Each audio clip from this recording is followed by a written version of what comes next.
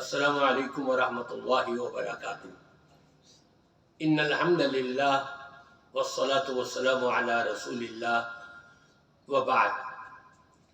سامعین کرام، ہر انسان چھوٹا ہو بڑا ہو، مرد ہو عورت ہو، بچہ ہو جوان ہو بوڑھا ہو، ہر ایک کی یہ خواہش ہوتی ہے کہ میں دنیا میں رہتے ہوئے کامیابی حاصل کرتا رہوں، جو بھی میرا قدم آگے بڑھے وہ کامیابی میرے قدم کو چومے۔ کون چاہتا ہے نقصان اٹھانا؟ ہر انسان چاہتا ہے کہ میں کامیاب ہو جاؤں۔ تو کامیابی کے لوگوں کے ذہنوں میں مختلف چیزیں ہوتی ہیں۔ بعض کے نزدیک کامیابی دولت مل جائے تو کامیاب ہو جائیں گے جی۔ اگر دولت کے ملنے سے کامیابی اس پر منحصر ہوتی تو پھر آپ قرآن پڑھ لیجئے۔ قارون کو جتنی دولت ملی تھی، آج پوری دنیا میں کسی کے پاس اتنی دولت نہیں، لیکن وہ کامیاب نہیں ہوا۔ بعض لوگوں کی نظر میں کامیابی جو ہے وہ اقتدار سے ملتی ہے۔ ہم بسر اقتدار آ جائیں، وزیر بن جائیں، وزیر اعظم بن جائیں، صدر بن جائیں، فلاں عہدہ مل جائے، فلاں عہدہ مل جائے، امیر بن جائیں، نائب امیر بن جائیں، جنرل سیکریٹری بن جائیں، خازن بن جائیں، ہم نائب خازن بن جائیں، ہم فلاں اور فلاں بن جائیں، عہدہ مل جائے، ہم کو اقتدار حاصل ہو جائے تو بڑی کامیابی ہے۔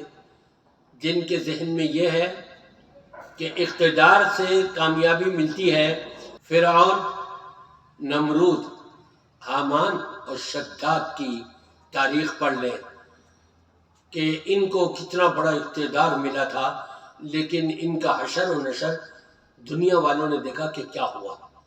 تو معلوم ہوا کہ کامیابی نہ دولت میں ہے نہ اقتدار میں ہے۔ بہت سے لوگوں کے نزدیک کہ جی شہرت، ہمارا موبائل پر جو ہم بیان دے رہے ہیں وہ وائرل ہو جائے، شہرت ہو جائے ہماری، اور ویوز مل جائے ہم کو، بہت بڑی کامیابی۔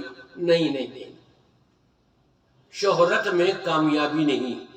اگر شہرت میں کامیابی ہوتی تو آپ اس کائنات میں وہ ذات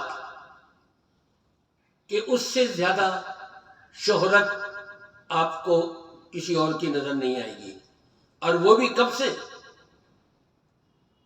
حضرت انسان کے آنے سے لے کر اور دنیا کے خاتمے تک کے لیے سب سے بڑا شہرت یافتہ کون ہے؟ ابلیس، شیطان۔ کتنی شہرت ملی، لیکن لعن طعن دیکھیں کتنی۔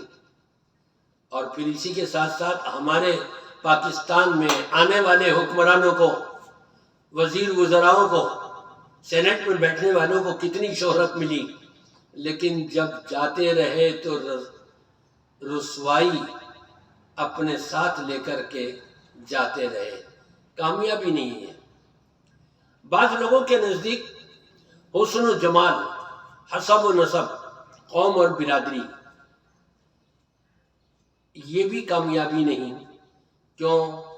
حسن و جمال تو چھن جاتا ہے، حسن و جمال تو بڑھاپے کے آتے کے ساتھی پیچھے ہٹنا شروع ہو جاتا ہے، ختم ہونا شروع ہو جاتا ہے، اور جب بڑھاپے میں انسان قدم رکھتا ہے تو یہاں پر اس کا حسب و نسب بھی اس کو لے کے آگے نہیں بڑھتا، قوم اور برادری بھی لے کے آگے نہیں بڑھتی۔